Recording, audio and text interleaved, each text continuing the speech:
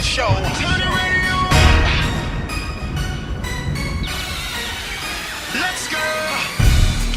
You're listening to the Storm Warning Show at BKS1Radio.com. You're listening to the Storm Warning Show at BKS1Radio.com. My bad. I'm trying to rush. BKS1.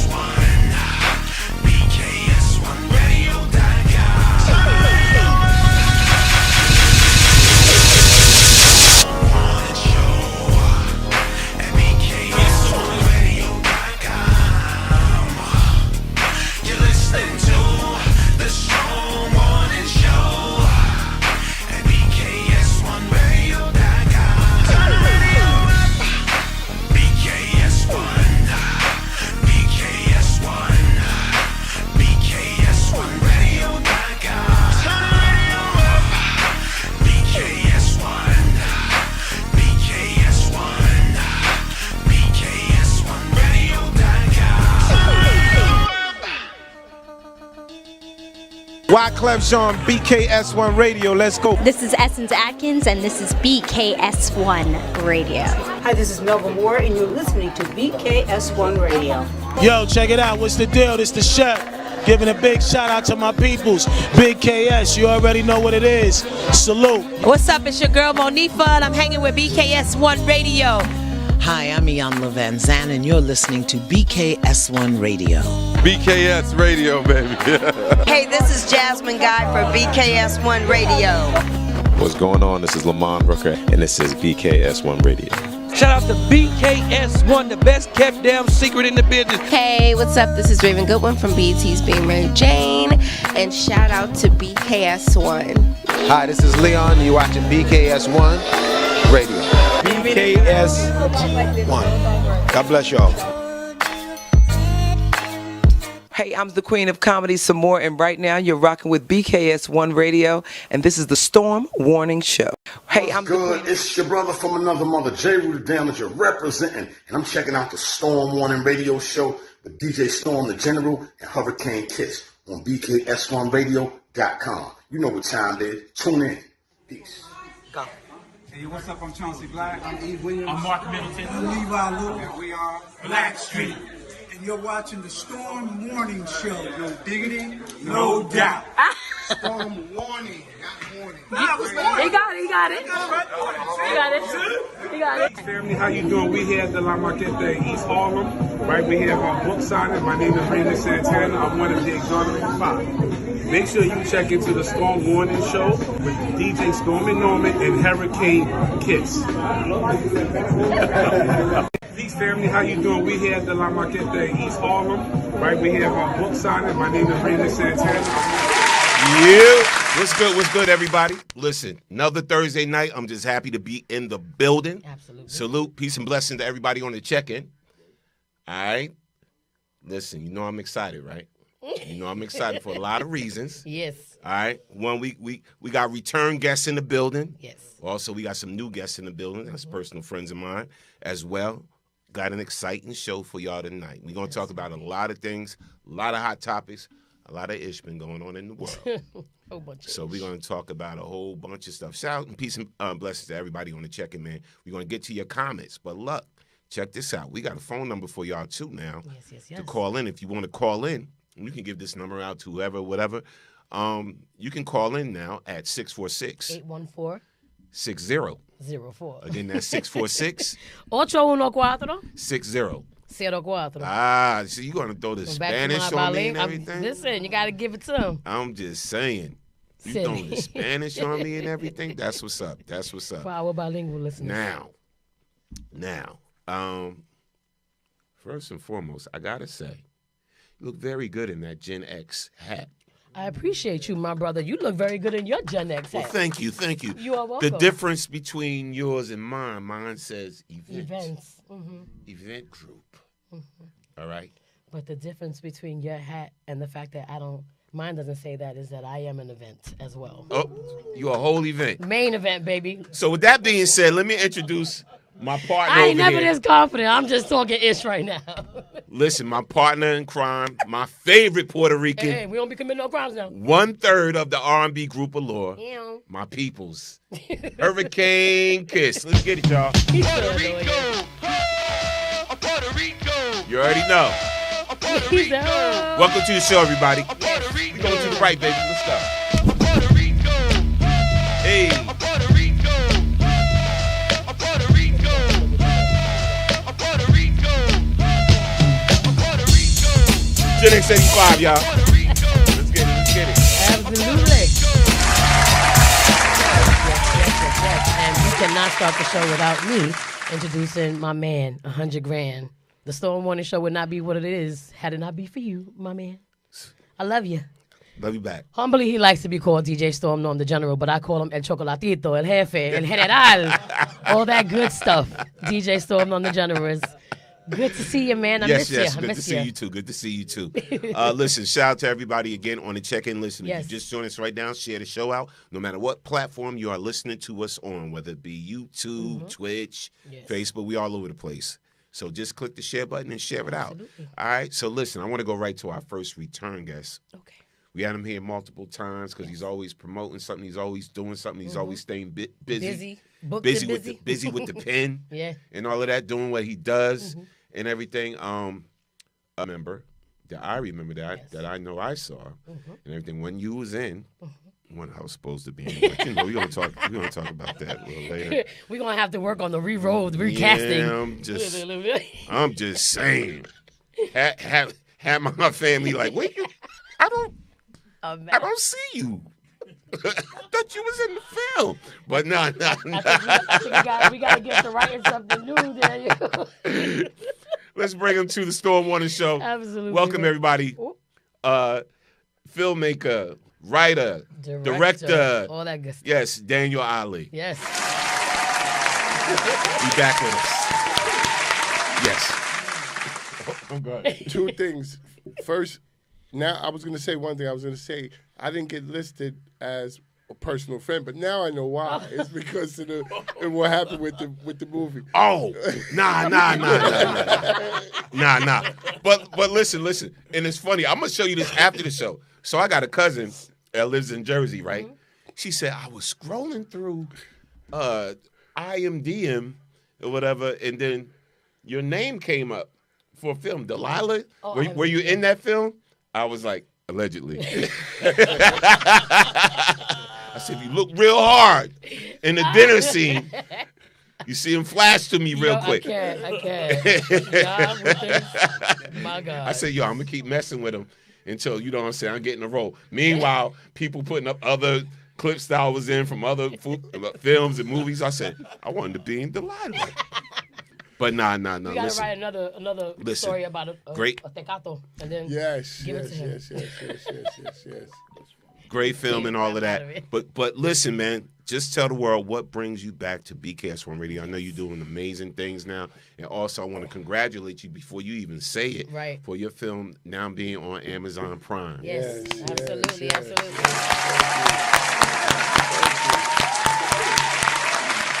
If y'all look real hard, I might be in the credits. I might be in the You're credits. definitely in the credits. You're definitely in the credits. And just for the record, I'm going to throw Corey under the bus because it was Corey Brumfield who was the editor who cut that scene. Dang. or skimmed it down. But, Norm, good news. I'm definitely going to do a director's cut of that film, and that's going to add... It's going to take it over 2 hours, and that scene is coming back full-fledged. Okay. So all right. gonna be in there. Y'all heard it first. Y'all heard it first. Then I'll be telling everybody, make sure you watch the director's cut. The director's cut, yeah. Yeah, the original was cool, but check out that director's cut. Nah, I'm messing with my man. Listen, man, you're always doing great things. So, so just tell us what happened when Amazon Prime picked it up. Well, Delilah had a very successful run, at the festivals. We did really well. We won awards, man, everywhere in Istanbul and in Paris. We won in Serbia. We won in Rome and Casablanca. The film did very well. Very well received. Everywhere except for in the U.S., of course, but that's how it goes. So, we had a brief run in the beginning. We tried to work with our brother Dame Dash, and we were on American News Network for a minute. Deal didn't kind of go exactly as we wanted, so we mutually agreed to part ways, and we jumped over with the help of Brother Omar Salgado over to In the Black. Shout out to Brother Omar, that's my brother. And we're over now with In the Black Network. We're very happy there, and we were able to work out a deal with them through Homestead Entertainment, and now we, with Amazon. And I mean, I'm excited about that. Not for the sake of Amazon as a name, but just for viewership. It gives us an opportunity to have the film seen by a larger audience. But no, I'm telling you, people found it. When it popped up and it was looking good up there on Amazon. I said, yo, that's my guy right there. Yeah. See, I said, that's my guy. But I did, as I showed you, I had these for you guys. I wanted to present these to you personally.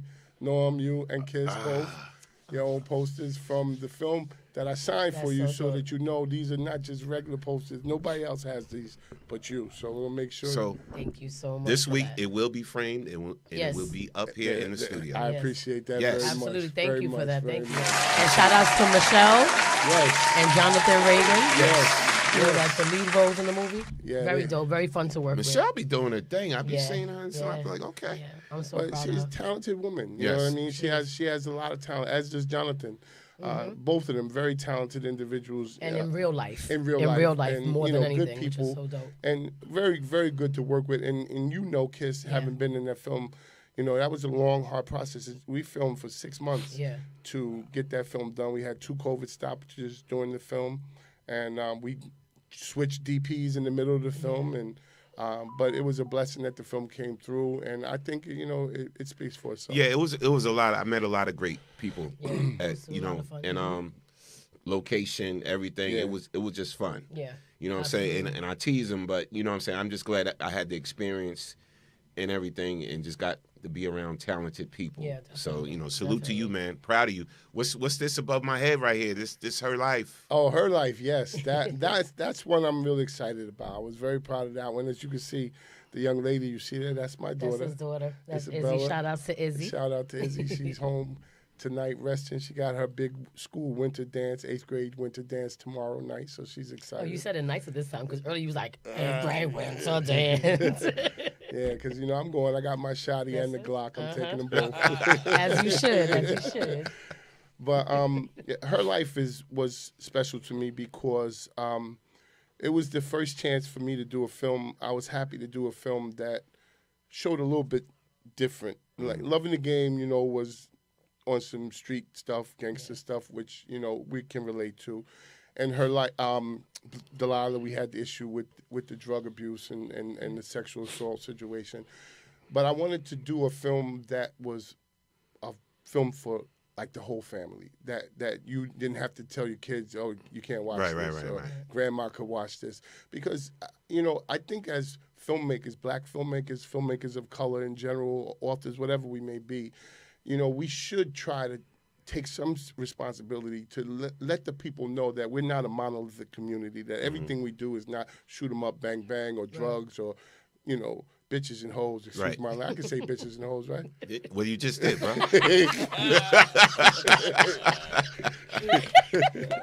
Well, you just did. It's all good. We passed that now. It's already done. I wanted to show, the other side of it, because we are people who function in many capacities in life. Right. We're not all every black person can't relate to the street life. Some of us are coming from a different environment and have different issues that are similar, that are shared with other people of every other ethnic group. And we should say contrary to belief, because most people believe that we all just been through the same thing. Yeah, and that's not necessarily the truth. I was in a gang called Young Riff. Yo, please. Are you serious? Yeah. I was afraid you was. Young Riff? I got out that life quick, started DJing. Yeah. Like Riff Raff? Smart.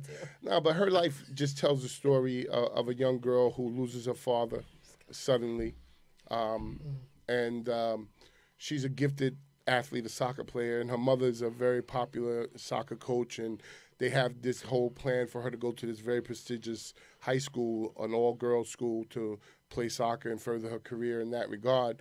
But after her father passes, she becomes much more interested in her artistic expression, where she's painting. Right. But what no one knows is the reason that she's so captured by that is she paints in a way that she's able to interact with her father. She creates a world where she's interacting with him, and no one can see it but her. So it sets up that story, the drama between her and her mother, and it's just a family film. So I have to ask, because I haven't had a chance to watch it yet, right? Right.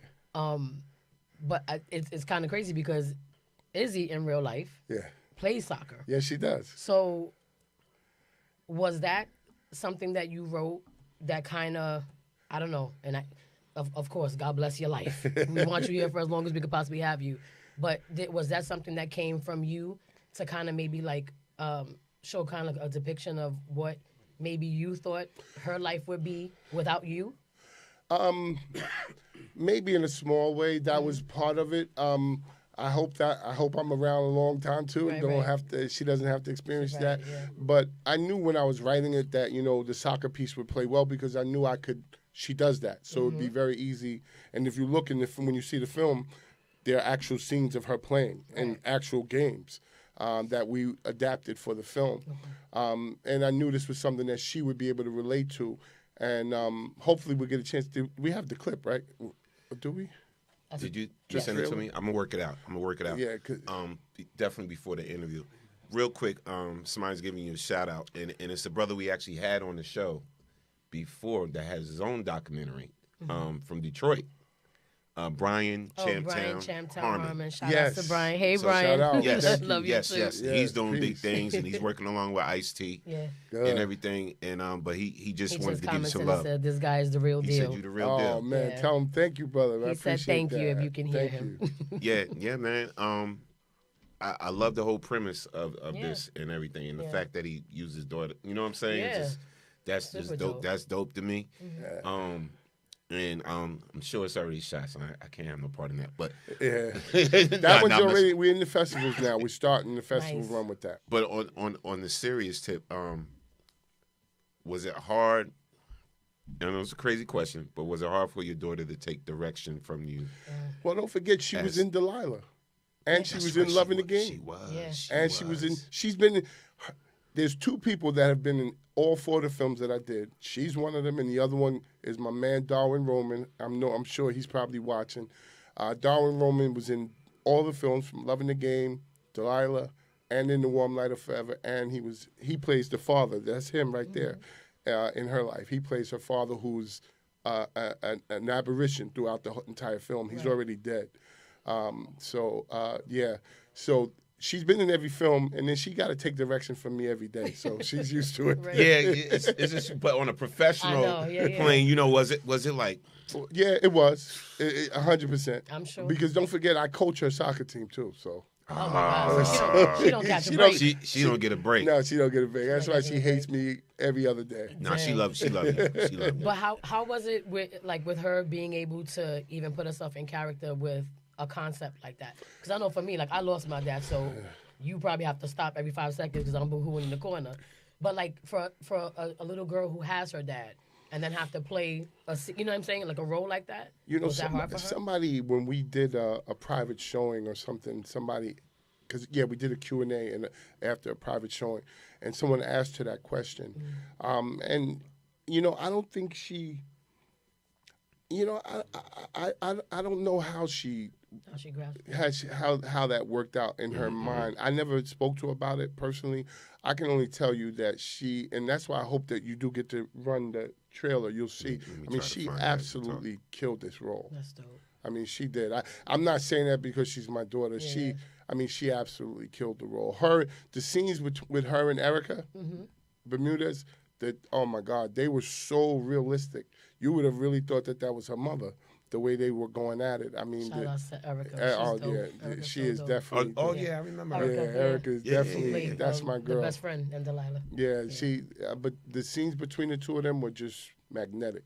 Awesome. I mean, Izzy did her thing. She really did. She stepped up to the plate. That's dope. Well, shout out to Izzy.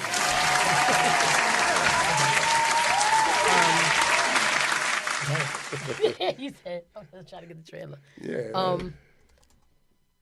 There was a question that I have for you. With a movie like Her Life, right? I know how most people, when you write and direct a film, you want to do sequels, and sometimes they do, like, you know, a third part, whatever the case may be. Is this something that would have a continuation, like where you would kind of like show her next like chapter in her life, or is this something that's like one and done? I don't really like sequels. To me, I think you water it down when you do that. Ironically, it's funny that you say that because actually, Her Life is kind of a sequel to the short film that I did, the one in the church. Okay. And if you look at that one was And in the Warm Light of Forever, which was just a little 17-minute film that I did while I was going through all of that negotiation with the distribution companies and everything for Delilah. I was just bored, and I just started writing, and I did that film because I went to a funeral. Oddly enough, this will resonate with you, Kiss. It was the funeral of Tiffany Caldwell from Shades, her mother's funeral. Her mom, yeah. I was at that funeral because her mother and my mother were very, very close. Oh, wow. They were very good friends. I remember Tiffany when she was a baby. Right. So I was sitting at that funeral, and I was just observing things about how capricious and insensitive we are sometimes when it comes to death. And when we don't realize that every funeral that we ever attend is really a dress rehearsal for our own. Absolutely. You know, you see the people, we come there and you see people going through the rudimentary, mundane practices, but not really respecting that moment and what it really means. And all this is going through my head as I'm sitting there. So I ended up writing this story called The Funeral. And it was from that story that I did the movie. And the characters that are in her life were from that. Okay.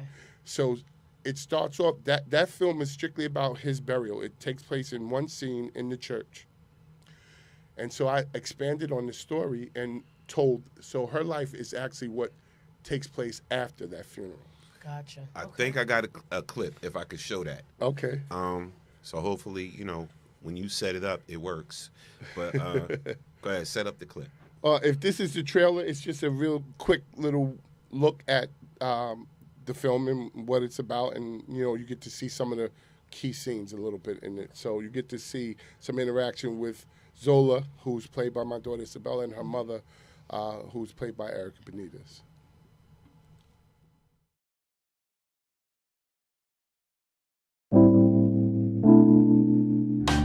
I told myself to the devil today, that it would help me in some kind of way.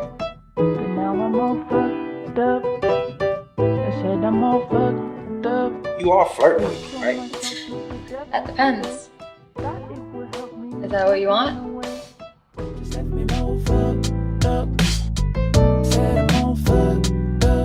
No matter how hard I try, I just can't get my shit together. Listen, that was Delilah. Yes. That was for Delilah. That wasn't her life. But go watch Delilah on Amazon. Right. Go stream it. Go ahead. Oh, bless ya. Okay, so while we set that up again. Yeah. Yeah, like I absolutely do agree with the whole like sequel thing. Yeah. Especially when they did Grease Part 2. That was so disrespectful. I mean, and what do we like? What do we like? Like, where do we draw Fast the and line? Furious 245. Yeah, you know? like Ocean's 59. It's like, come I mean, on, but man.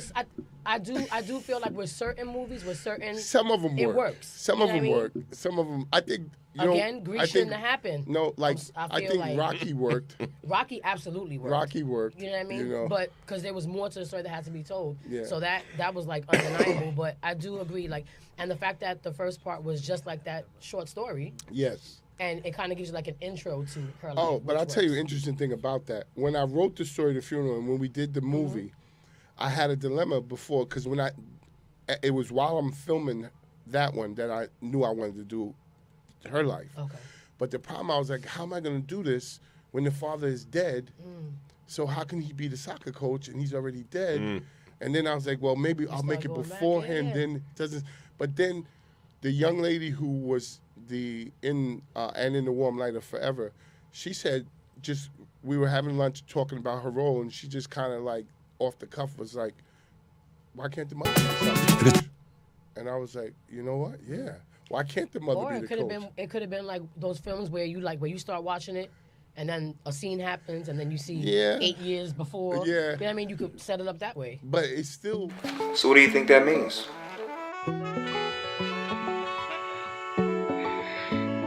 I think it means that we have to do certain things in life. It's like once I had that clear, it just flowed. Gotcha. It just flowed. Yeah, that's it right there, Norm. All right, cool. So yeah, but it was it was a good process, and the filming of her life was much easier than Delilah. Right. And I could see. Shout out to my man Solomon Domboya, the young brother that is the DP that worked with me on those films. Yes. Oh, Solomon's dope. Yeah. Watching from Delilah, from Loving the Game even, but and on up to her life, what is most impressive for me, where I'll give myself a little bit of credit, is I can see that we're getting better. You know, the films were getting better. Right. The production was getting better. And I completely edited and everything, her life myself. All right, y'all. I think I got the trailer now. Let's do it. And excuse all the technical difficulties, whatever. Nah, us trying to find the trailer. real, bro. When you get it on the spot like that, and you trying to convert it on the spot and all of that, you know. I'm just saying. All right now. No, I'm not throwing you under the bus. Okay. I love it. I'm kind of smelling the muffler right now. I'm not throwing you. I'm not kicking no dirt on you. All right, Ike.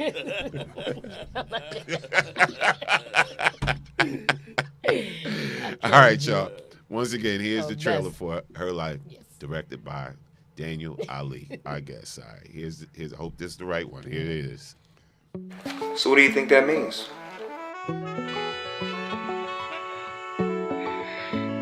I think it means that we have to do certain things in life because they have to be done. But sometimes, just once in a while, we get to have it all.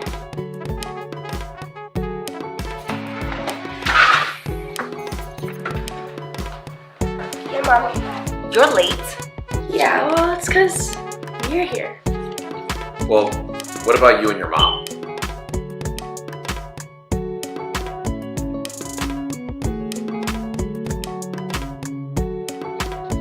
Who are you talking to? First of all, you're not crazy. Daddy's gone, okay? He is not gone! You just can't see him, but I can! Who does expect you to be something other than yourself? Mom? Maybe I don't care about a soccer scholarship to Woodward Academy. Maybe I don't even know if I want to play or not. Maybe I want to be an artist, a painter. So, you're telling me you don't want to play soccer anymore? Is that it? You just want to throw your future away? I didn't say that. You're twisting my words.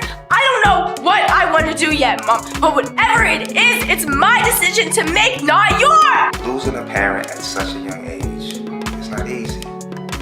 But it's also the thing that will free you. But letting go doesn't mean you're going to lose me. I told you, I'll always be with you. You are the only person who can decide when it's going to be time.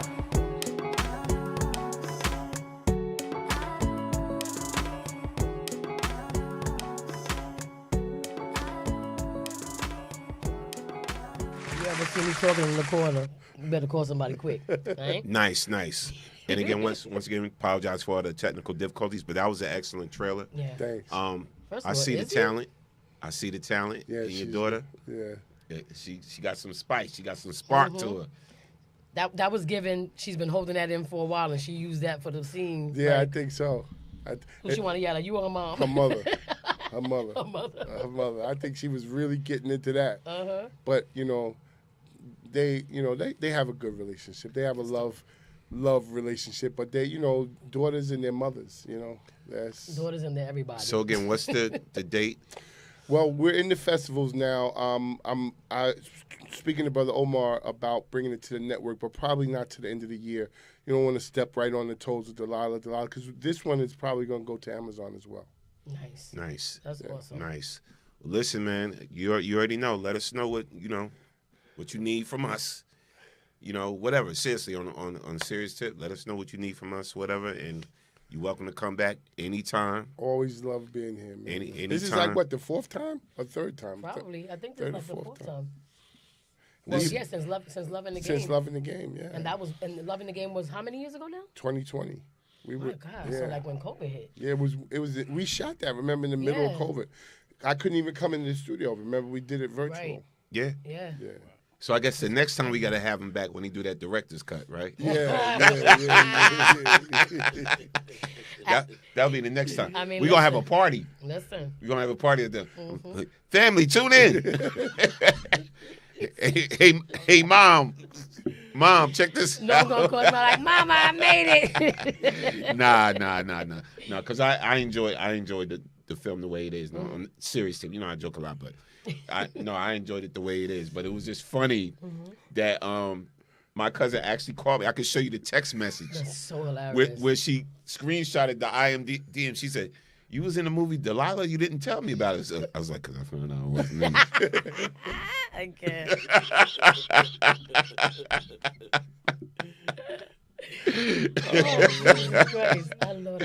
But again, once again, Daniel Ali. Make sure y'all follow him. Check out Delilah on Amazon Prime. Her life and all of that. All of that. He got a lot of great things to come, man. We appreciate you, my brother. Thank you. Absolutely awesome. Yes. Let's clap it up for Daniel Ali. A lot going on. Let me see who's on the check-in here. Let me show somebody some love here on the check-in. Shout out to Revy D. Hey, Rev. Let me read some names. Oh, wait a minute. You called in? Hold on. Who called in? Hold on. I'll turn on the phone lines right now. I didn't want no interruptions during the actual interview, so let me open up the phone lines right now. Now you can officially call in at 646 814 6004. Again, that's 646 814 6004. All right, you can officially call in right now to the Storm Warning Show. Yes. And I'm going to bring on my other brothers here. We're going to talk to them a bit before we get into some hot topics. So we got some topics to talk about today. Let's get it. I'm going to get the names right over here. Let me bring y'all in right. Because y'all looking kind of tight right here. Is he looking squished in? No, I got y'all. Damn, see, never mind. What? We'll ask later. I had a question for Daniel before, but I completely forgot. But we're gonna move on. You waiting for a while? Yeah. All right, so we always, Yeah, I should have did that. Different interview now. I can't miss the hot topics. Yeah. All right. Nah, I'm messing with you. All right, so listen, bring it on to the show, and I'm gonna fix this up here late because again, this is impromptu because they're coming from out of town. Yeah, they come from out of town. Hold on. Did I fix it? There we go. All right. I was laughing at There what we you go. said earlier. They looking right now. They looking right now. We ain't looking too close. Now listen. No, we couldn't see your face at first. It was cut off. That's why I was like, These my brothers that I grew up with. These brothers right here, and we all reconnected again at our high school reunion. Nice. And my brother T Money right there, and he was like, he wanted to start a event group. You know, us just doing dope events and all of that. Mm-hmm. But I'm gonna let him talk about it. Right. Pull that mic closer to you, brother. Testing. Yeah, One, yeah, two. yeah. You good? hear me? You good? I'm good. You good? It ain't too far. Nah, just talk loud. Don't try to be all smooth and you know. Nah, that's just me, bro. He can't help that. He can't help that. But how the whole Gen X 85? That's what the name of the event group is. Gen X 85. yeah. How did that come about, and how did you make your choices for who's in the group and all of that? Well, like you said, our 40th class reunion was 2025, and we had a good time. I mean, a lot of friends we haven't seen in years. And, when we got back together, I mean, it was like high school again. And that energy, it was pure fun. Everybody enjoyed themselves. People got emotional. And I did the video. I was crying and everything. I was like, but. Oh, so you the people. Yeah. So, but, it was just pure fun, pure enjoyment. And I wanted to keep it going. Vinny was like, man, we got to keep doing. Paul was like, let's keep it going. Norm was definitely like, let's keep it going. Mm-hmm. So I was just like, well, let's start a group and let's just keep that energy at a high because it was what everybody needed. I know it was medicine for me, medicine, therapy, everything.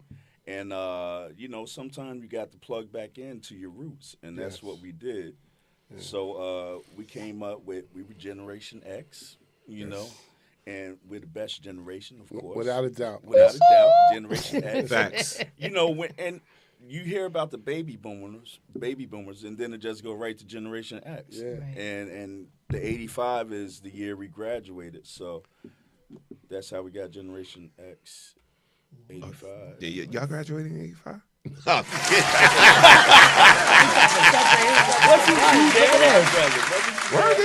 Look, did y'all? No, I'm just kidding. Yeah. Listen.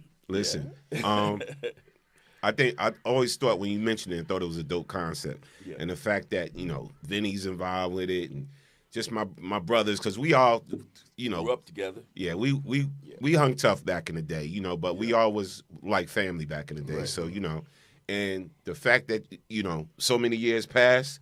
And you still cool with brothers that you came up with from back in the day. That's just a beautiful thing. Rare. And now we're going to party together. Yeah. Exactly. And so even, it's working. It's in an event group. It's a business. Yeah. But it's fun. Right. And everybody's passionate about what we're doing. Right. And the first one is when? The first event is this Saturday, January 31st at the Shady Rest Country Club. And that is 820 Jerusalem Road, right? Shady Rest Country Club. A lot of Jersey Plainfield folks may know it as Jersey Land. Mm-hmm. And we're going to have a good time. Storm, Norm, Kiss will be there. AJ, Summer. The funny comedian, Miss GL, Douglas, and everything. We're going to have door prizes. We're going to have a raffle for a 55-inch TV. It's going to be food. R&B bingo. We're going to introduce that to Jersey. Yeah, we're going to introduce that. Music bingo. We're going to introduce that. It's going to be a little karaoke. Yeah. But it's just going to be a dope vibe. And what I like about it mostly is like it's going to be a lot of friends and family in the building. Right. Mm-hmm. But the fact that I'm doing it with friends and fam, you know what I'm saying? So it's just going to be and I'm celebrating my birthday. Right. Yes. So people, shout out to everybody, man, that just bought tickets and everything because we're almost sold out. Shout out to everybody that came through and bought tickets and came to my other events just to buy tickets. Yeah. It was coming to my other events I was doing just to buy tickets for this because this is the first. Yeah. And the theme of it is for the love of R&B. Yes. old school hip hop and house music. Oh, I think I might have to pull up. Too. Oh, trust me. Yeah. So this this is the first event where I'm bringing out two DJ sets. So I'm bringing my controller to do the R&B and the music bingo and karaoke. But then when I do my hip hop set, old school hip hop, I'm bringing actual turntables, the 1200s. I'm bringing the 1200s. You know who you sound like now, right, Norm? You sound like our brother D Moet. Yeah, yeah. I've been waiting for the turntables to come out. Yeah, so I'm bringing the turntables out and everything because I want that.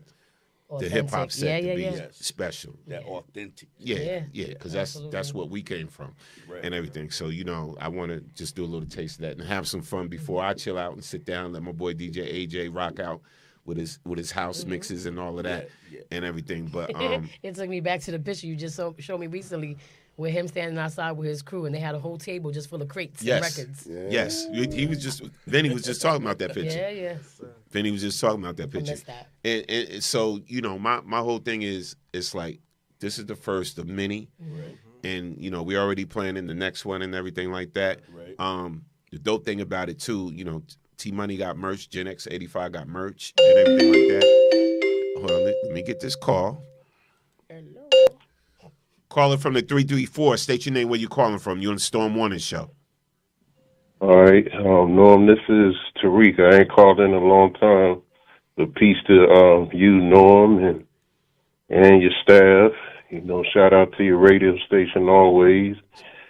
Peace to T-Money over there with you, formerly T-Money. And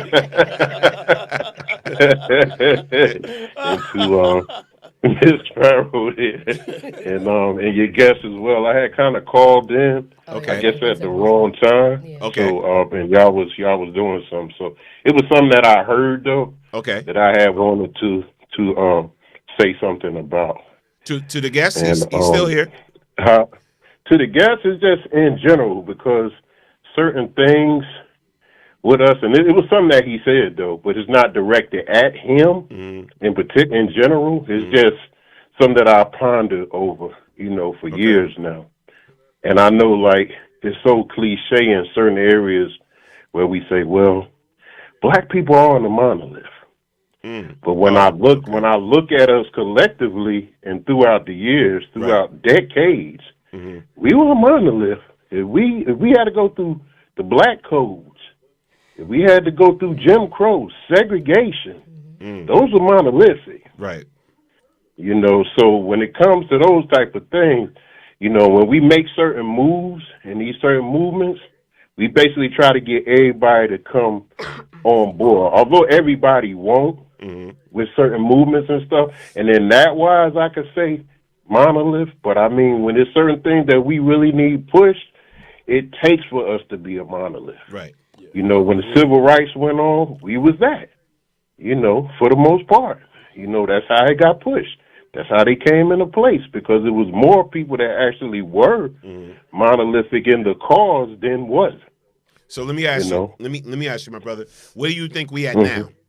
Right now, 2026. Right now, it's rough with, and I was on Todd's show, and he remembers this going back on his podcast, and we talked about, and this is the biggest thing, with the men and the women, and I thank God that you have a union where you could show, especially from the position that you represented for a long time now, and you have a wife and things like that, but more of us need those unions first off. Right.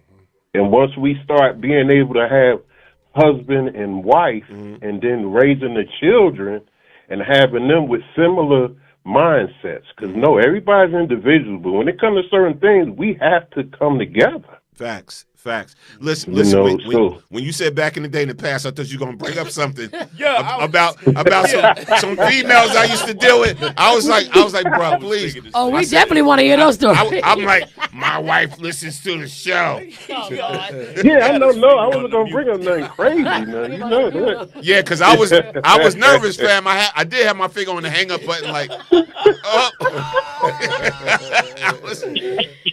Oh my God. I'm like, things are good with me and the wife. I don't want no problems. No, but see, you messing up the fun though. See, I was you just normally saying tell overall stories. how a lot of times nowadays it's hard for us to get along. Facts. So within that alone, it's hard to actually be per se a monolith, even in a lot of our relationships, because we can't come together how we used to come together. No, you know, it's different now. You're right. You know, so in order for us to even start coming together today, our relationships with male and female has to improve because we're both half of the whole battle. Facts. And if we can't come up together that way, we're gonna remain in a stuck position. I agree, bro. Listen, bro. I appreciate you for calling in, family. Right. Listen, love y'all, man. Listen, man, call in anytime you want to. We on every week, every Thursday night. Okay, you know what's up. All right, fam. Appreciate you. All right, peace, y'all. Much love. Thank you. All right, one love. No, I just wanted to say that I agree with that brother, 100%.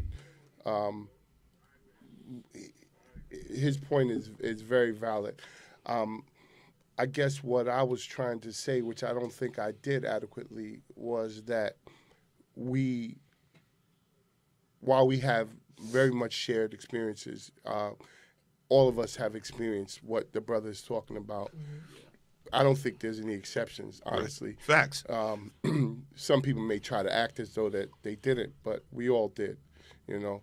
And but at the same time, I think what I was trying to say was I think it's time for our people as artists to start showing other aspects of life too, so that we can also find a way to bring ourselves collectively to another place, because our experiences right now are very negative in many cases, particularly in the cities. Throughout this country, wherever you find us, we're experiencing the same things, and it would be good for us to be able to start to see ourselves in different realities. Oh, absolutely. Because on top of everything that we're dealing with in the streets, we also have these other issues that everyone else has that we have to deal with as well, which puts even more pressure on us. And you know what? I'm glad you said that. Because there's so many different layers to us, right, as people. And I would like, in the fact that you a film director and a writer, I would like to see us in a different light. Yes. And and listen, I'm a fan of power. Yeah. And the whole universe. I'm a fan of that. Yeah. I'm a fan of different things like that and everything, but there's so many different layers to us. Yes. And it's like all the time. And listen, I get it. 50 is basically drawn from his experience. Right. But at the same time, there's a lot of different layers to us. And this is why I did appreciate things that came out like Different World back in the day and like the Cosby Show back in the day, because it showed us in a different light. Right. And I like a lot of... And that doesn't negate the reality of what we're talking about in power. And no, because that's still a reality. It's still a reality. But I love to see a versatile absolutely. display of all of our layers. Right. And as artists, I think we have to take that approach. Yeah. I think we do ourselves and then most importantly our community a disservice when we don't. Right. When we don't take that perspective, when we don't have an idea of trying to, even if it's a perceived reality that we want to try to represent. Right. We need to be, inspiring, because somebody young will see that. Absolutely. And realize, hey, I can do something like this. It doesn't have to all be one way. And Norm, you remember when we did Love in the Game, when we talked here, we talked about AD as the character, the main character, that how we layered that character, because I wanted him to be seen not just as this irredeemable drug dealing kind of dude, but this was a guy who was, yes, involved in the street life, yes, involved in criminal activity. But like I know for a fact, I've dealt with many brothers on the street, and 9 out of 10 of them that were involved in that life were involved in that life not because they wanted to be, but because they felt that they had to be. So I don't want to condemn our brothers as criminals when I know that they're victims of a criminal society that has produced them. Right. And so I wanted to show the levels of AD, show him as a family person, how he was involved, how he engaged, and how he had the love for the woman, to give something redeemable to him, to let you see his humanity as well as you saw what his hands was doing, because oftentimes you don't get that look. Yeah. Not when it comes to us. When they show the Italians, they showed, The Godfather we talked about. Right. One of the most beloved characters throughout cinema. Yeah. But why did we love him? Because you saw his humanity. Right. And so when he did the things he did, you respected it. It was seen as strength as opposed to just, ruthlessness, like somebody like a Nino Brown. What was redeemable in that But character? here's the thing, right? With the atmosphere we're in now, and I want to talk about this, and then we got a whole bunch of other stuff we got to talk about for the show, for the remainder of the show. But why hasn't there ever been a film, a major motion picture film, You already answered that question. created about Black Wall Street? You already answered that question before you asked. With everything we know about Black Wall Street, right? Mm-hmm. Why hasn't there been a film created about that to show the rise, to show the building of it? We had our own communities, our own hospitals. We had our own banks. We had our own hospitals. We had our own airport. We had everything, right? Yeah. And because we had our own and we were self-sufficient, the government and white the people supremacists yeah. came along and destroyed it. And right? be careful when you say the government and the white supremacists because there's no difference.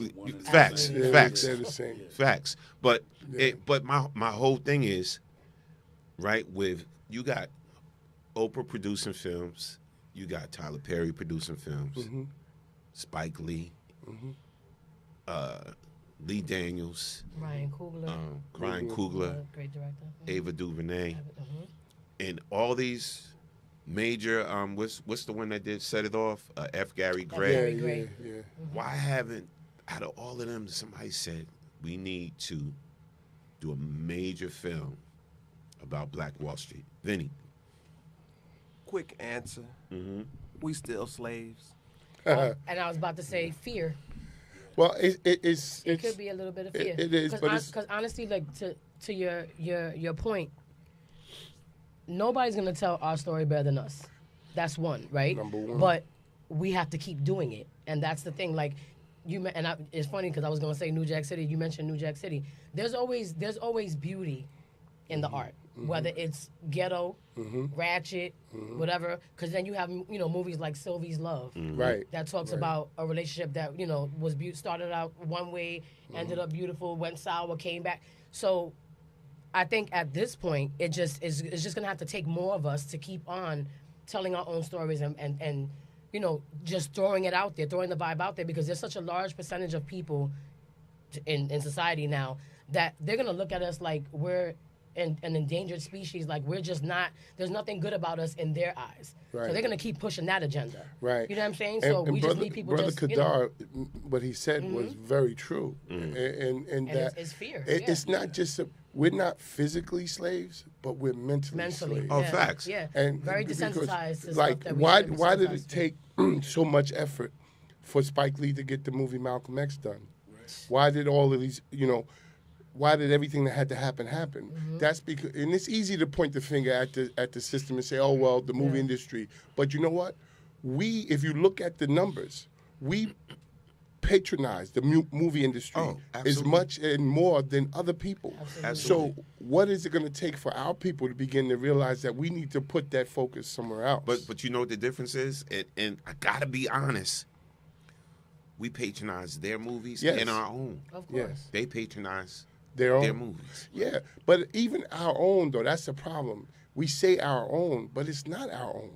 Because at the end of the day, when the dollars are being counted, we're not sitting at that table. We may be in the room, but we're not sitting at that table. We're begging for the crumbs that fall from that. But you're creating your own content. We're creating the content, but we're not controlling the money. I get you. I get you. And see, with that being said, and again, I won't take too much time with this, but with that being said, though, bro, it's like my thing is right now, when you look at our stories being blocked and our history being blocked and our books and literature being banned and everything, in a time like this right now, this is when the minority, I'm not going to say just black, but this is when the minority billionaires need to step up and say enough is enough. Let's take control. Yeah. And when I don't see it happening out of fear or because, well, I got relations on this side with the man at the top, and I got relations on this side, and blah blah blah, and I don't want to ruffle no feathers. It's that mentality is why we haven't seen a major motion picture about Black Wall Street. But look at why, because when you start talking about the truth, you end up missing. Yeah. But see, but again, until with everything that's going on right now, if we not coming together now with everything we seeing, I'm saying everybody. Black, Latino, Asian. If we not all coming together now with everything, we never gonna come together. And this is my whole point, because what we're seeing now is craziness. Is absolute craziness. But we've been told that it was gonna happen, and yes, we have. We fell on deaf ears. And you know what I'm saying? So go ahead, Vinny. If 2 white people have just been shot down in the streets in broad daylight in the last couple of weeks, what do you think is next? Come on. They showing that if you align yourself with this, it can happen to you too. Yeah. It's always been the case. And see, you know, my whole thing is, man, it really bothers me because I still see a lot of us that haven't woken up yet. Yeah. Oh yeah. And I see posts and I see things, and I'm like, yo, you can't still be this ignorant to what's going on, what's really happening right now. You know, and my whole thing is, I said, you know what? You know, maybe it's going to have to start. You know, because if I'm seeing it and a few brothers like us is seeing it, it's going to probably have to start with us or whatever. And every great movement started with sacrifices, right? Am I correct? Yeah. So, you know, I'm gonna leave it there. Yeah. I'm gonna leave it there. Yeah. And let's can we read some comments? You got your Yes. Yeah, let's read some comments. And listen, we're gonna read comments and take phone calls right now. And then I got some topics that I got my brothers I want to talk about. But meanwhile, Saturday is going down, y'all. Saturday, it is going down. Yes. Gen X 85. Got my brothers in the building right now. What we doing Saturday? What we doing, man? Talk about it. Talk about it. Come on, Vinny. Pull that mic closer. It's talk about party. My whole thing was, at our last reunion, as this dude was tearing up at one of the clubs we was at, it was so real. It's so real that even I'm talking to the general right here. His dad was our 3rd grade Cub Scout leader. This is how far. Crazy. This is how real. This is how real it is. I remember getting a pair of blue and gold Jeepers sneakers. I think I got them from, what's the supermarket? Those slipping Food Town. They used to sell the sneakers. I was so happy to get these Jeepers to be in Cub Scouts. Here's my man right here. I'm on his show today. Like, but that's what the event 85 events group was about. This is going to sound a little rough what I'm about to say, but I know that at this age, we got more years behind us than we do in front of us. than in front of us. Right. 10 years is too long for a reunion. Right. So we just trying to set up some things in between time. Right. Yeah. You might not make every one of them, but I know this Saturday I'm going to a funeral from a brother from the class of 84, Stanley Doyle. We all know who he was. And I just want to enjoy some more moments in between funerals. I know I didn't. Yeah. Y'all done got me talking on tongues. What Danny said was profound.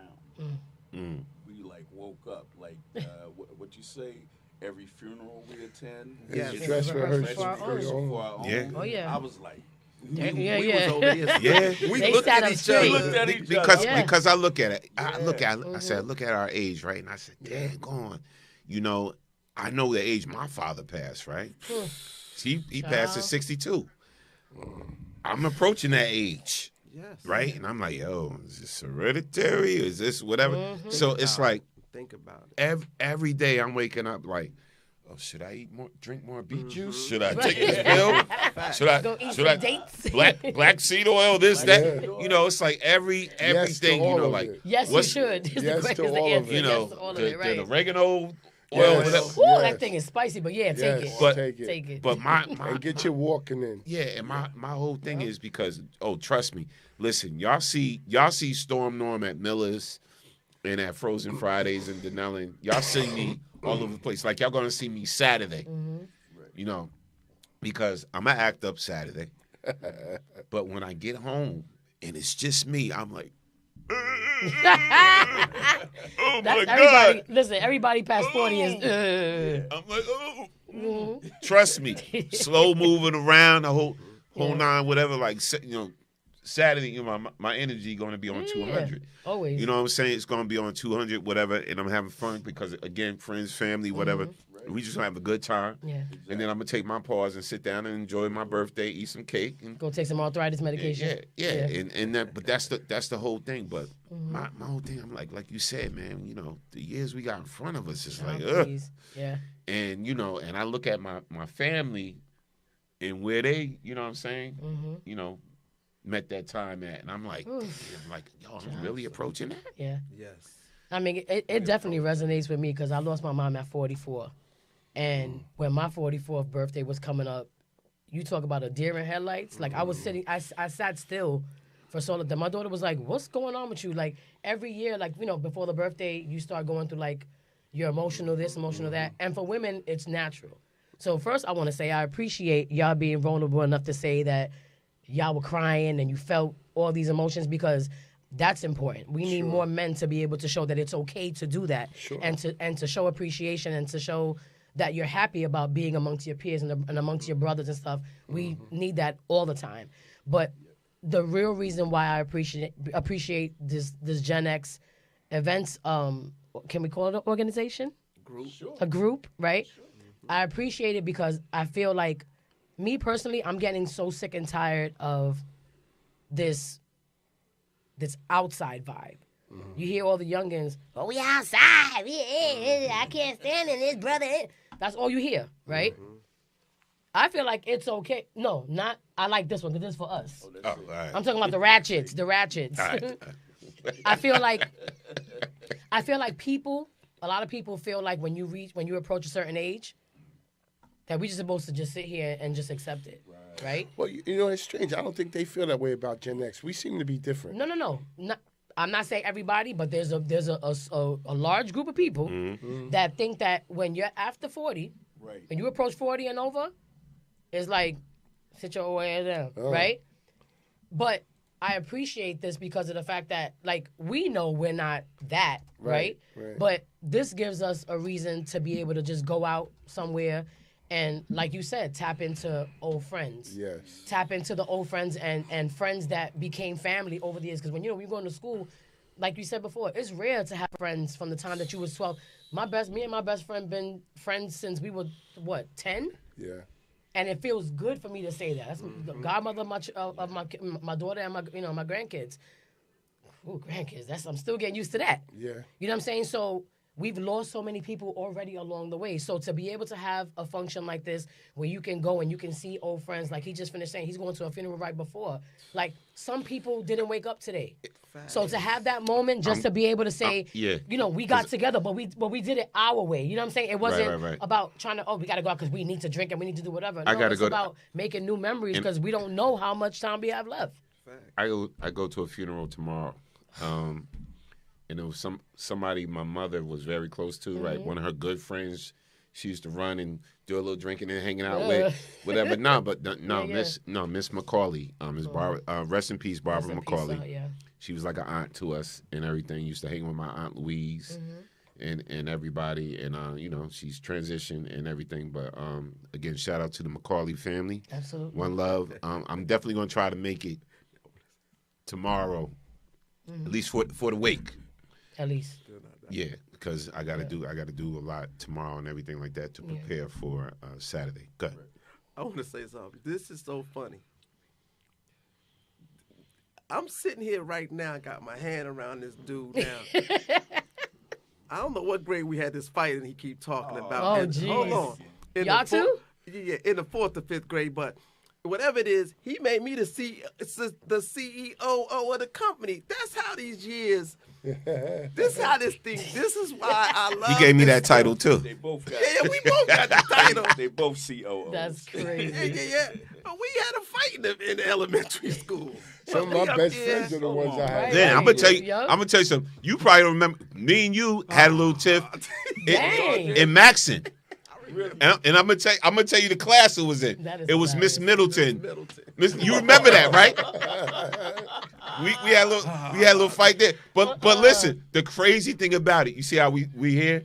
Yeah. You see how we still here, whatever? That's how it happens, though. Because but the whole thing is, I ain't never lost no love for this man, whatever like that.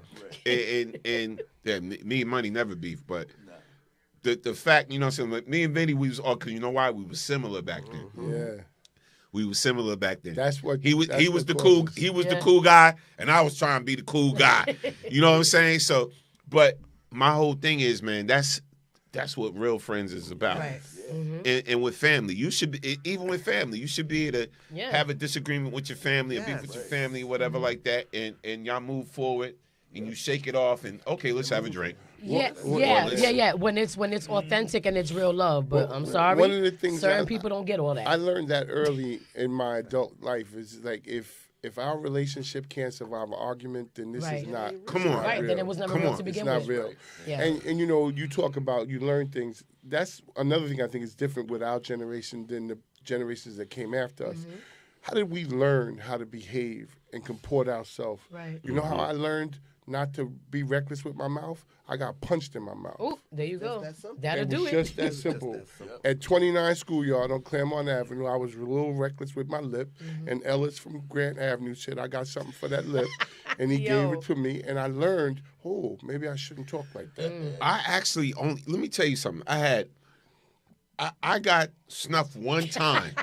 Right? Because remember the word? That's right? That's the word. And it was right at the corner. I'm going to tell you right, it was right at the corner of Martin's liquor store. I got snuffed one time. And I'm going to tell you who did it. But that's my guy, or whatever like that. You know how sometimes with certain people, you can't joke about their mama or nothing like that. Oh, yeah, I don't play right? that. I'm sorry. Not even right? at this big age. So I had said something slick with my mouth, blah, blah, blah. Oh, your mom, blah, blah, blah, blah, blah, whatever like that.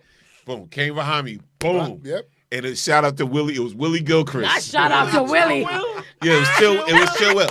But that's my guy. We laugh about it to this day. I saw Ellis the other day. The kid that punched me. Really? Yo, El, what's up, man? Not what's up. That's always. crazy. We laugh about it. But other than that, I never lost a fight. Only fight I ever lost was to a female because my father said, if you hit a female back, I'm going to hit you. Right? So when the chick was punching all on me, whatever, this was, again, Maxon. And I had a suit on, too. Remember I used to wear the suit jackets back in the day? Hey, Kiss, did you catch, though, what Norm just said? Did y'all catch it? He said he never lost a fight except for that one. So I guess he beat you, V. Listen.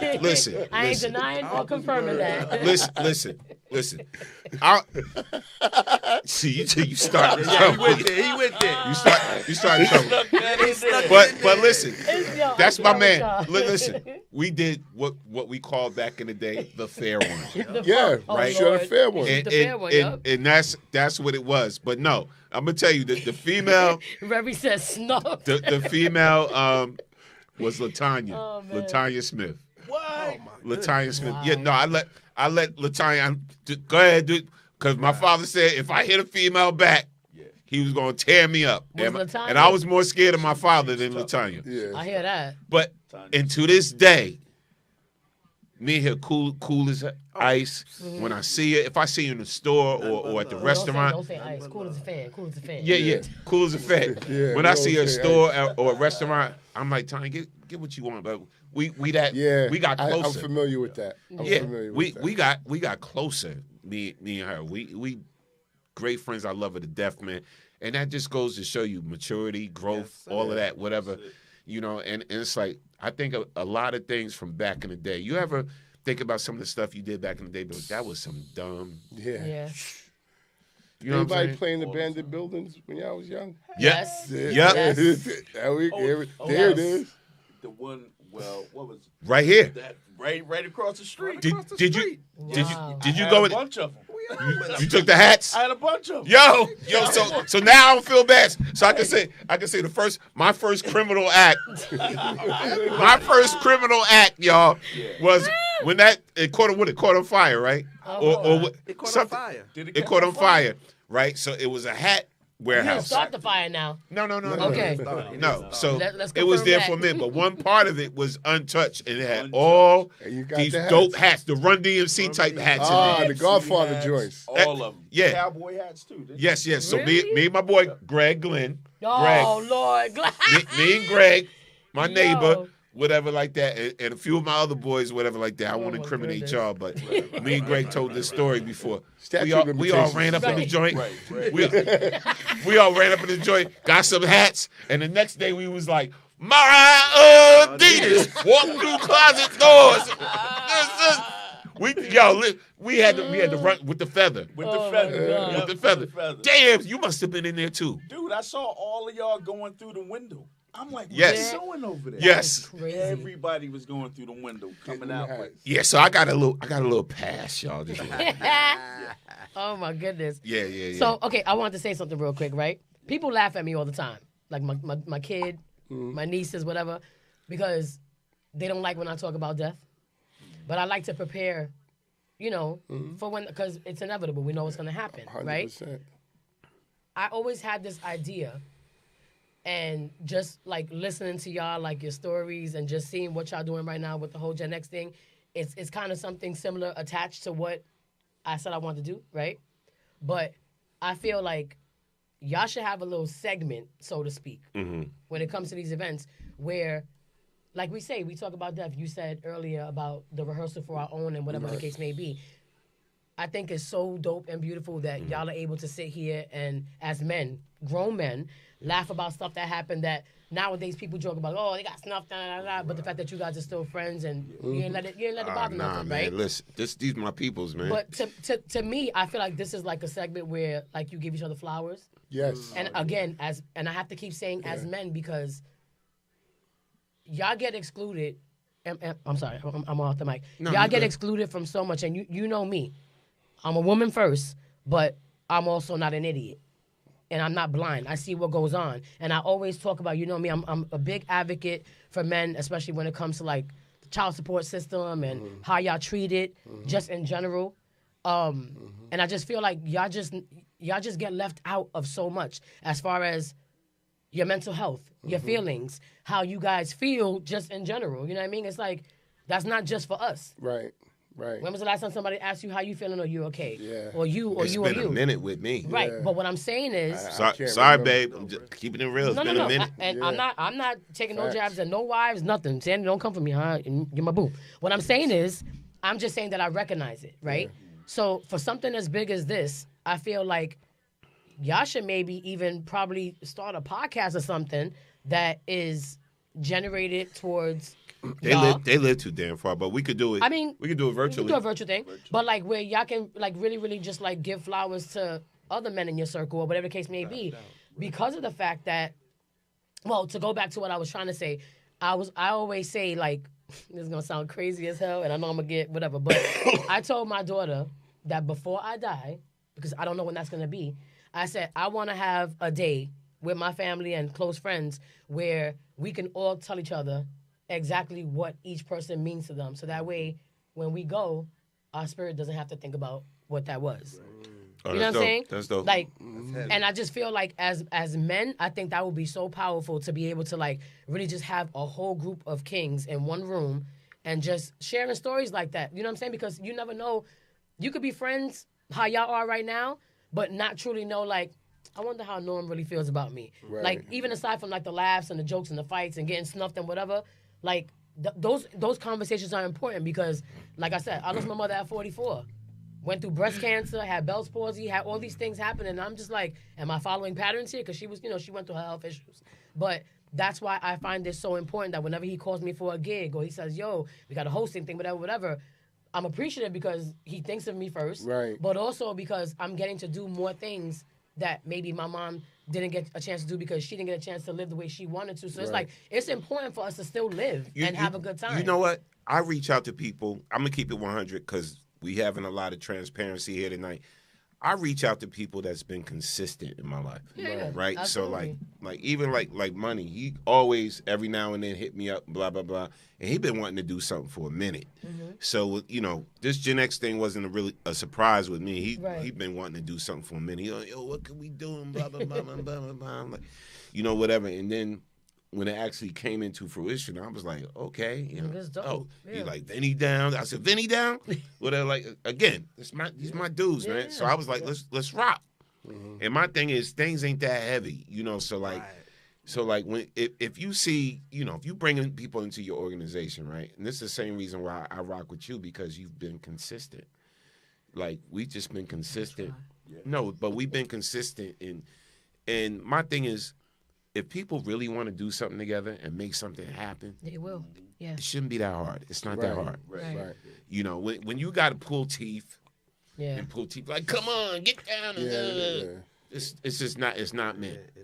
It's not. No, I'm keeping it 100. No, but you know what I'm saying. That's So where you learn you want people to help you spend your energy. Yeah. And at this point in my life, when you mature and when you get older, at a certain point in your life, right? You don't really want to. You don't attach yourself to things that you don't want to be bothered with anyway. So anything I'm doing right now is because I want to do it. Right. I do this because I want to do it. I do. But you also feel that it's necessary. That's one thing I do know about you. I'm doing what I'm doing Saturday because I want to do it. I'm doing whatever like that. I only do what I want to do now. You know what I'm saying? Mm-hmm. Like before, I felt like I had to be in everything, and I didn't want to disappoint people. Right. And I'm like, I don't want to disappoint people. Oh, they counting on me, blah blah blah blah. But now if you see me do something, it's because I want to do it. Right. You feel me? Yeah. So it's like I'm at the age now where it's like, no, can't do it. Right. Nope. Don't. Can't blah blah blah blah blah and whatever. You know what I'm saying? And you don't need to make an excuse. Nah, I'm not. I don't want to do that. That's one of my new favorite phrases. Due to not wanting to, I will not. And I'm only around people that are genuine. That I want to be around. Yes. And that's you got to like get. You ain't got to tolerate me at all. You can go ahead. You got to get to that point in life. You know what I'm saying? I'm having fun with my life right now. You know what I'm saying? Like I'm working Saturday, but it's not work. You also It's not work for me. You know what I'm saying? It's not work for me because. But not for nothing. I don't think I have to explain to y'all. But even on the birthday, he can't sit still. He don't know how to not just do nothing and just enjoy his day. Can I piggyback? I want to piggyback off something you said about us putting together a group or something about what did you say? What did we mean to each other? Yeah. See, Norman, let me say something about Norman. It's something I didn't even think. You brought it out of me to say what I'm about to say. I used to watch his dad walking to school. You're not about to make me cry. Yeah, no, see, I'm just, first of all, I'm talking about something that has moved me all my life. I remember, I don't know if Norm remember, I remember children used to laugh at him. Mm-hmm. I'm 58. I always thought I didn't cuss then, but that shit looks nice. Yeah. Now my dad was in the house. My dad had to go to work. I watched this from kindergarten. We had our 40th reunion, but I've been knowing these cats for 50. These is kindergartners. I watched Mr. Bradley walk him to school rain, sleet, or snow, and I didn't understand. I forgot all about that. I ain't forgot nothing. And you made that come up just now. I don't even know how important it was, but I can vividly see it. Vividly see this. And that's just a memory of anything we could talk about a little bit. My biggest thing was his dad walked him to school. Nobody, not one other dad, not one other mama, Mr. Bradley, rain, sleet, or snow. Yeah. Am I lying, bruh? Yep. With his cane. Yep. Had a cane. We saw because he hurt his back. Yep. That's how important he is to me. Look, I remember we may have gone over Norm House when we were little, right, to play. I'm trying to picture you in here. I'm sorry. But Mr. Bradley would recruit us. Norm, I know you remember. He would recruit us. He had us putting these compass. He used to have us putting the compass thing. And we did it. I thought it was for soldiers. He said it was for soldiers, the scouts, man. And you know, he would pay us and everything. We thought this was the greatest thing. We was doing something, you know. Like I remember. It was important. Yeah. You know what I'm saying? Yeah. Because little Bradley kids said do it. Mr. Bradley said do it. Yep. But you see what I'm saying? Like again, first of all, I wanna snuff you right now, making me cry. You pulled that up when you said what do somebody? Because you know what it is? Because Norm always he always shares stories of me, and I've seen pictures, and I just whispered while you were talking. I'm like, I'm trying to picture you being little, being walked, to school by your dad, because it's like, again, certain scenarios like that are always attached to like little girls. Yeah. And there's a lot of little girls who didn't have that also. Yeah. We just had our moms. Some little and I have to say it. Y'all gotta stop with this deadbeat dad stuff, because there's so many deadbeat moms also. There are a lot of kids that didn't have their mothers also. You know what I'm saying? And for me, my mother was my everything, and my father was there, but they got divorced and things happened. I can't say I can't say nothing about my dad. I mean, we had our arguments and our fights and stuff like that. Like, you know what I'm saying? But I can't really say nothing bad. I mean, he was a good dude. Yeah. But that's what I'm saying. Like, for me, with my dad being in and out, like everybody respected him. Everybody. And see, that was everybody with my mama. Like, my mother was everybody's mother on the block. All my friends, they used to come to the house and she would feed them. I'd be like, you ain't put 2 slices of cheese on my burger. You know what I mean? Things like that. Like, she loved my friends. And she would tell me, this ain't for you. Yeah. Let that one go. Marilyn Lily said, "Kiss need a tissue." I always need a tissue. Shout out to Dashika. She said, "Yes." Hey, Sheik. I'm too at a point in my life where I only be around positive people. Yeah, that's it. Yeah, that's that's it. Yeah. Itole. Itole? Itole du Soleil said, invite me to the show with a glass of wine and ask me all the questions y'all want. Yeah, man. Yeah, but people on the check-in. It's crazy because like with my father, like I said, he was around. But he just wasn't, not all the time, like for moments like that, when my mother was doing the work. Right. And, because, again, they got divorced. He had his families. I was wrong, so for real. But he was my first love and my one true love, right? Absolutely. So to hear stuff like that, and I hate to use the word jealous, but it's almost like envious. Like, you wish you had that to be able to say, like, oh, yeah. But you hold on to the little memories that you do. Like, when I graduated junior high school, I was going into LaGuardia. But then he hit it on the head. I used to get teased about that. Oh, but that's so stupid. Your dad walk you to school, blah, blah, blah, blah, blah. But at the same time, even though I was telling him to stop. But why? No, at that time, I'm a kid. But that's so dumb. They tease you if you got a father, if you don't. Like, but then I found out the real reason. Pops broke down to me. He's like, this a crazy world out here. He was like, people do things and snatch up kids and blah, blah, blah, blah, blah. And I'm just going to make sure you good, blah. I was my brother was the karate man, and I was learning karate. Remember that? Oh, God. Who? Eric? And I learned. Oh, Lord. Yeah. And I learned some of the arts from him and some other people. Then they had Earl Ross and all of that. So listen, so I was a part of all of that. Oh, don't get it twisted. Mm-hmm. You know what I'm saying? Like, I could defend myself at the time, but like I said, I only could recall a few instances where I really had to, you know what I'm saying? Yeah. Because I really wasn't that dude out there starting stuff. You know? Right. It didn't have to. Yeah. No. But you got to understand how beautiful that is to be able to have those memories and share those stories for a lot of kids who can't. You get what I'm saying? Absolutely. Like me at 49, I'm sitting here like, I don't recall any time my father walked me to school that I can remember. I don't recall that. Oh, you know what I'm shoot, saying? We got 16 minutes left. It's a lot.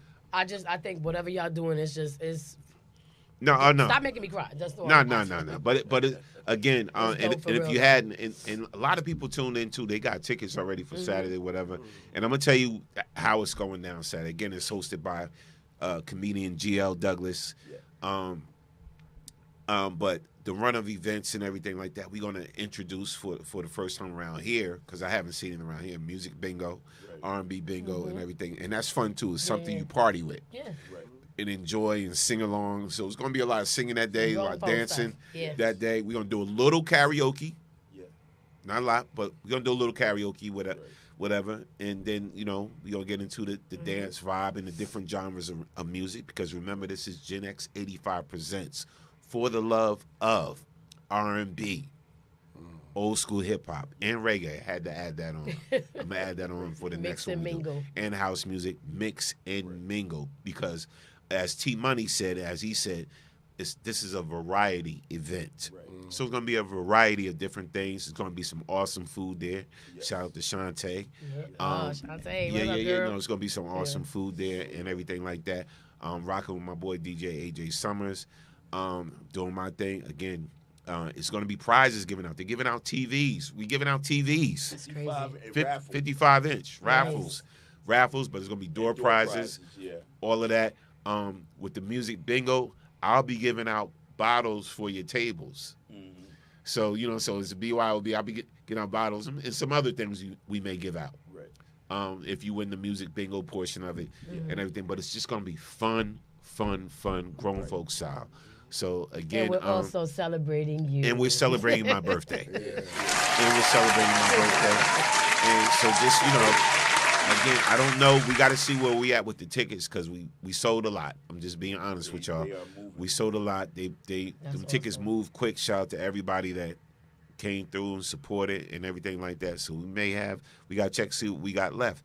But once we check tomorrow, if it's sold out, then you will see another flyer posted with the sold out circle, and we're sold out and everything like that. If not, hit me up, hit T-Money, hit Vinny. One of us gets you tickets. All right? So, again, we want to thank y'all for rocking out with us and supporting. Real quick. Craig Davis, I'm sorry. He said, I think everybody went to Uncle Earl karaoke school. What up, Norm? What's up? Oh, karate school. Karate school. I said karaoke. You talking about karaoke? Yeah, because when you said karate. Yeah. We did. Earl Ross. I think we probably all dabbled with that and everything. That's funny. But again, shout out to everybody on check-in, man. This might need to be your next script. Hey, listen. Hello. So, now, I'm gonna tell y'all what I'm thinking about when we get off. Yeah. Or should I say no? It's not. Well, no, you good. You good. Nah, hey, it's nothing big, but I was thinking, y'all got me inspired because I'm listening to you and Norm and you guys sharing your memories, and I have brothers like that with me in Jersey City. Like fraternities, why don't we have I could start a Jersey City chapter. That would be dope. Oh, really? Of Gen X. Wow, that's large. I mean, that's something. I mean, I would not be able to do that unless you brothers agree to it naturally, because it's your thing. About that. And that's a good way to keep pushing it. You know what I mean? And because keep it strong. You won't be able to reach them brothers because you don't know them. Right. But I do. And then you can go there and sell merch. And then through me, you know them. Yeah. Through you, I'll know your people, and that's how it can grow. See, it's all about connections, man. All about making connections and networking and all of that. You know what I did want to touch on real quick, because we was talking about back in the day and whatever. Like, how many, through your life, through going to school, whatever, like, how many has dealt with bullies? Oh yeah, come on, man. In their life, right? We used to bully the bullies, though. I dealt with one, but I whooped her. So the one that remember, I was when I was younger. You know who my bully was? God rest his soul. We got cool once we grew up, but the bully for me was Chucky Haskins. Remember? Oh yeah. Remember Chucky? He was Cause Mr. Karate. yeah. Oh, That was my bully, and believe it or not, he the coolest dude ever now. Yeah. Believe it or not, you know who the other one was? And for me in Plainville, David Boykin. I'm gonna go see him tomorrow. No, that's my guy. I mean, but back in the day, Wait, he's not the one that passed away, right? No. He's some. Okay, he's okay. I'm gonna check him tomorrow in, for that. in Emerson. That is funny. In Emerson, whatever. He came to Emerson about the 4th grade. I was his best friend. Listen, Wait till I see him tomorrow. listen. Don't snuff him. In on the playground, who he said Emerson, whatever. They came up, and who was down with him back in the day? Not Paul, but Dwight Brunson. Dwight was down with David back in the day, whatever like that. And I remember this is when I realized that you only could push me but so far. So I remember like David was like, yeah, go such a David was a tough guy back. And he was like, yeah, go hit him, Dwight, blah blah blah blah blah, whatever. Right? So Kane, blah blah blah, they came boom at me, whatever. And it was a garbage can. They had the plastic garbage can on the playground with him. I was like, I'm tired of y'all. The garbage can, like, boom, boom. He couldn't take it no more. Blacked out. They was like, they wasn't used to see me because I was Valid crash out. Yo, blacked out, whatever, like that. But it's funny. I wonder if David, he probably don't remember that. But over the years, man, David became like the sweetest dude, man. Just a cool brother and everything. Hard worker now, got his business and everything like that. That's what I'm saying. Like you grew up immature, but I'm cracking up because I remember that. Oh no, the tears are coming. But you know what's so crazy? That it's good. It's funny that we can laugh at it, right? Because you never know what people are going through at home. Who knows why he probably was going through hell at home and figured, let me project this on somebody else. Poor you. Oh, Norm. Yeah, but I remember that. But that's my guy right now. Every time he see me post something, David be like, oh, my brother. He show love. Yeah, he show a lot of love. Shout outs to David. Yeah. Oh, man. I love this. So if anybody is in the area, please come out and support. If there's any tickets left, I hope you hold them on. I'm telling you right now, we don't know. We got to check. We got to look at what we got. Okay. You'll see a post. You'll see a post tomorrow if we over that cap. Well, I'm giving you mine tonight, so it ain't gonna be no cap. Ain't no capping over here. A little off topic, just a little bit. Go ahead. Yes. We need some more women like Miss Hurricane over here who I don't know what you did tonight. was I not telling you she the greatest ad-libber? Yeah. What was y'all don't understand why the interview was going on. I'm like, yo, he was giving you praises over here the because way you was able to like just I don't know keep it what going. you've been doing, connecting everything, and he was like, yo, she's like a good. You got to see her scene in my movie. Yeah. Yeah, I got to watch the movie. Fantastic. Yeah, I got to see all the movies. She's fantastic. The scenes that she was in is one of the people that watch the film, they love that scene. She played Delilah's mother. Really? And the whole scene is another brother, Puerto Rican cat, that played her husband. God, Tony. Boricua. Tony is his name. He's a trip. But their scene, a lot of people don't know. I don't even know, Norm, if you know. But that scene, most of that, they improv that. Yeah. They improv. I mean, there was a script with some lines, but you got a gift. And you a champion of men. You got to see it. I think that's what I heard. Yes. I don't know how to put I know that. She's not a man hater. A champion of men. It made me. At least the good ones. I appreciate it. At least the good ones, because there ain't too many of us that. I mean, there's a lot of us that ain't too good either. So, thanks for that segue. Thank you for that. I appreciate that. So, what? Unappreciated men. That's what I want to talk about real quick. We got 6 minutes. Mm-hmm. So I got a lot Dougie of Fresh, time. you're on. But you know what? Listen to what this woman right here is saying. Mm-hmm. I want to know if y'all agree. And this is the last clip, and then we got to conclude, y'all. Okay. Here's the last clip. When you know that your energy of you opening up is not welcomed, then you just gonna stop. Number 4, he will stop trying to impress you. The dates will get simpler. The surprises will fade. It literally will go from passion about you to obligation. Number 5, they will stop. And the one thing a man is not going to do when he is not feeling appreciated, he ain't going to complain about it. He ain't going to make no speech. Ain't going to be no announcements. He just going to jest. Here are 6 things a man will slowly stop doing when he knows that he is not being valued. Number 1, he gonna stop going the extra mile. When a man knows that he goes above and beyond for his wife, his family, or his woman, and he ain't being appreciated, it's pointless. Number 2, he will stop sharing what's on his mind. When he knows that his ideas, what he says are diminished or minimized, he's just gonna stop talking. Number 3, he will stop being emotionally available. When you know that your energy of you opening up is not welcomed, then you just gonna stop. Number 4, he will stop trying to impress you. The dates will get simpler. The surprises will fade. It literally will go from passion about you to obligation. Number 5, they will stop initiating connection.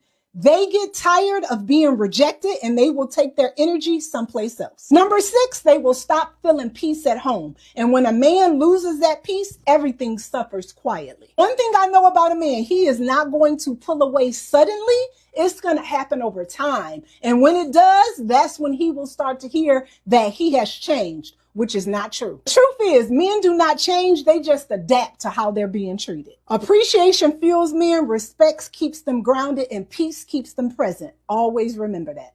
The one thing a man is not going to do. 1,000%. I agree. And to your point, agree. What you witnessed with me today is nothing short of like who I am, and Norm knows this. Because if I wasn't who I was, authentically, I wouldn't be in this room, right? But I've dealt with a lot of situations, relationships, whatever the case may be, of a little bit of both. Men who really didn't care, and then some who were kind of in the middle where I had to like figure it out, because when you're young, you don't really know what's going on. You don't really put the pieces together. But at this big age, I've learned a lot. I've had a lot of time to learn, more about discernment, right? And forgiveness and things of that nature. I've had men that would do certain things and then blame me for his actions because of what he went through as a child. And they would say to me, no, I did this because I went through whatever. Yeah. So I just took it out on you. That to me, I'm like, whatever. And even with that, I still gave forgiveness. Wow. Case in point, my daughter's father. We talk about this all the time. It's not a secret. He knows it. It's out there. But I also learned as I was getting older that, like I said earlier, women aren't the only ones that go through stuff. Now we coming out with a whole bunch of different stories about men who were molested as a kid or touched.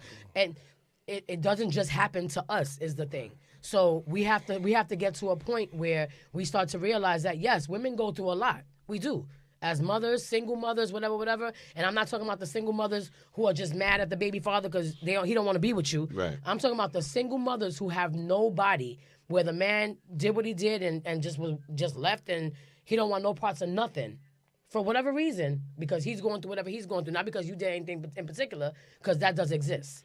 But when you have a man who's willing to take care of his responsibilities and take care of his children and still be even be there for you to make sure that your family, the foundation of your family stands strong, but you just don't let him do that because you need to be with him and he don't want you, you're not a single mother. Oh, Lord. Please knock it off. We got a lot of commentary, but go ahead. That's fine. And women, y'all could agree with me or not. I don't really care either way. But from a person, from a woman who, I know me. You get what I'm saying? I'm not perfect by any means, but I know me to a certain extent where I deserve respect. I deserve love. I deserve admiration. I deserve all that because that's what I give. You know what I'm saying? I can reciprocate anything that you do for me. I'm not saying I don't need help sometimes. But at the same time, like I said earlier, I also see that there are so many men out there who don't get the recognition and the love and the respect that they absolutely deserve. So that kind of pisses me off. You get what I'm saying? Because my father was who he was and people had their reservations, but that was my father. That was my first love. And I know how he felt about me and my sister and my siblings, no matter how dysfunctional or ugly it was. I know what that could feel like to be a man who's trying his absolute best to, like, fight whatever adversities, and you still, you don't get nobody to hold the door open for you to even try. So I just pray. I just pray. And also, I need to say that out of all my relationships, right, that I've been in, I can honestly say that it took me to be at 49 years old to meet somebody. I don't have to say his name. He knows exactly who the hell he is, who taught me, really, really taught me about boundaries and about discernment. Right. Sends me prayers every morning. Prays for me. I pray for him. You know, whatever it may be. And I don't have to share whether it's intimate friendship, whatever the case may be. It's a simple fact that that's a true friendship. When a man can sit there and say, no, I need you to step back. Like, you're not a terrible person. You're not, but you got to open up your eyes to what's going on because you missed that. When you as a woman can sit back and say, damn, I respect that, and learn to just not say anything. Just say, thank you, or I appreciate you for putting this, whatever, because we're all learning. We could be 65 and still learning something new. Sure. So when a lot of women start to sit back and really understand that y'all are like really, really appreciate it, or you guys bring more to the table than just Yeah. Right. You know what I'm saying? That's what that was. And I've known Norm for over 16 years now, and he's been nothing but supportive, nothing but a friend. He hears me when I'm quiet. He calls me when he don't hear from me for 24 hours, 48 hours. He's like, yo, what's going on? He's FaceTiming me like, yo, what's up? And I can't lie to this man. You, same thing. You've called me on days, and I'm like, how the hell you felt that? Because we've already established relationships. You know what I'm saying? And I'm so sick and tired of the narrative being played like, oh, women with male friends, whatever. I got tons of men in my friendship circle that I call brothers, and I think it's truly disgusting. Women, please stop doing this. Stop calling people men brothers that you slept with. Yeah. That's nasty. Yeah. Like, you know what I'm saying? Like, I don't sleep with my siblings, so why would I say it about a brother that I met that's from another mother? Keep it real. So we just have to like start chopping at the narratives. Again, I ain't no saint. I'm not a terrible person. I haven't done anything to like hurt nobody, but I've made mistakes along the way like everybody else does. But I also see y'all. You get what I'm saying? So with that being said, I just feel like there just needs to be more. That's why I said that I appreciate this circle. You know, y'all really brought me to, I cry like a crybaby anyway. But to know you as long as I have, and just to hear little stories like that is, I'm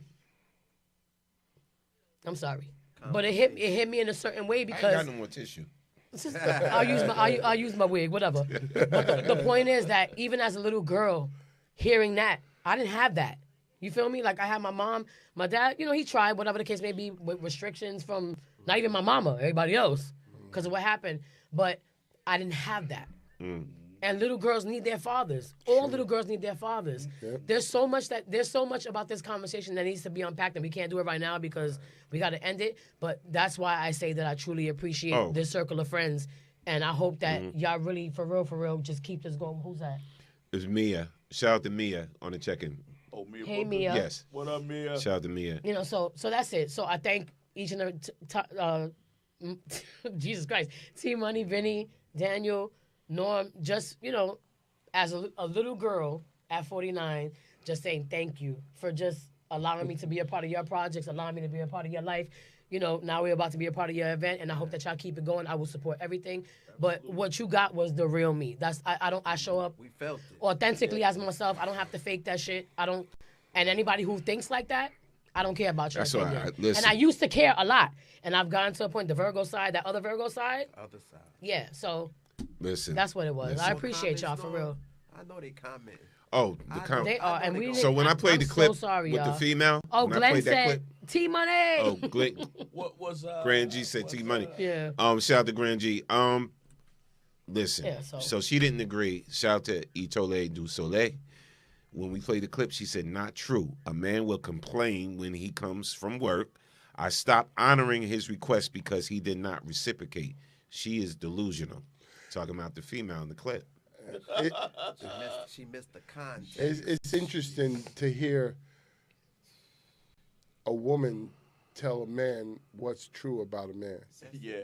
say it again. And vice versa. And vice versa. We shouldn't do it to you're not allowed to tell somebody how they feel. But I think in society it doesn't work that way. I think there's already an established expectation have that a part two. men have to respect women's feelings and thought it's process. important to talk about this. But I see a lot of this content on the internet where a man will say how he feels or what he thinks about men, and a woman will actually contradict him. That's not true. How are you going to say that? Yeah.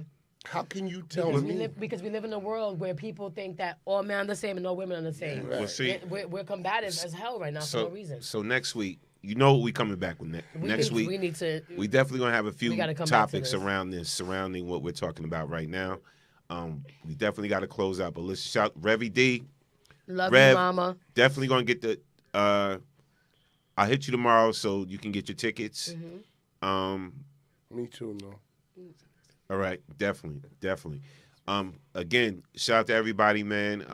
I will see y'all Saturday. Dashika, karaoke squad, all of y'all that's up in here in the chat that's coming through and everything like that. We're gonna have a good time Saturday. We're gonna take it back. It's gonna be nostalgic because again, that's why it's called For the Love Of. Yes. We're just gonna have a good time. And music always brings us together, so why not? Shout out to Revy D. Revy D I said love this you, was Rev. a great show, Norm. Yeah. Definitely need to revisit. Yes, absolutely.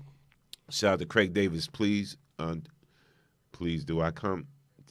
Did you come in late? Yeah. You came in late, Craig. We about to end now. Yes. We started early, bro. Well, no, we didn't. We started like 9:30. Yeah. 9:30-ish. That's usually our usual time. Yes. But again, but real peace quick, and blessings. real quick. I know sometimes I don't know how to shut up, but I'm trying. I'm working on because that. Right? You always come in on the closing. But this is the closing. Real quick, just to give a real quick shout out to anybody who remembers the story about the exonerated 5. Yes. Raymond Santana. Me and my family had the honor of going to support him in his book release last Friday in Harlem in La Maqueta. And he has a new book out. It's called Pushing Hope. I bought Norm a copy of the book, and he signed it for you. He's also running for New York City Council seat representing District Isn't one 8. of the other brothers already on the council? Dr. Youssef. Yusuf Salam. If you've seen the movie, you know all the details. But he has a new book out. I It's remember called that shit. Pushing Hope. Plainly. So please go out and support And him. I also See it. remember that your president took out a full-page ad saying Yes, that he they did. should get the death penalty. He ain't my president. No, but anyway, mine yes. Facts. But And he'll be please- on the show soon. He's going to be on the show soon. He's not feeling well. We're going to try to get him on this week, but he's not feeling well, so rest up. But please go out and support Pushing Hope. It's an illustrated memoir of the details of the interview of how it happened and his story. I hope for bigger and better things with more of another book coming up, and also to Dr. Youssef Salam and support them. But just want to give Raymond Santana a shout out. Thank you for the book, and just go out and support him. That's it. All right. Listen, we want to thank everybody for joining us on the Storm Morning Show. We'll be back next Shout out week. to y'all. Thank y'all. For Yes, the- next Thursday we'll be back. Yes. Again, hopefully you'll be able to get tickets for Saturday's function. Again, our first variety event, Gen X 85 presents. Yes. It's going down For the Love of R&B, old school hip hop and reggae and house music. Mix and mingle. It's going to mix and mingle. Yes. We're gonna introduce music bingo, R&B bingo, a little karaoke, Yes. and the rest we rocking out and just doing what we do. Is going to be amazing food. So the event's going to be catered. Giveaways, yes. So with your ticket comes the food, all of that, door prizes. Also, you can win raffles. You can win a 55-inch TV, the whole 9. Even when we do the music bingo, it's going to be little giveaways and prizes and everything like that.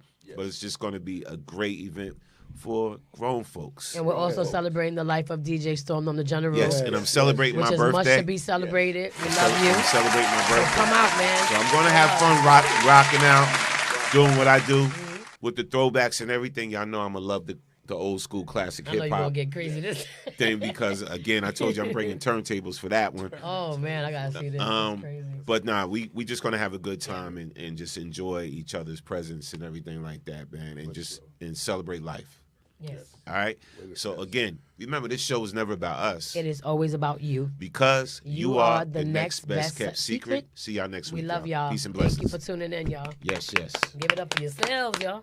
This is the Storm Warning Show. Turn the radio on.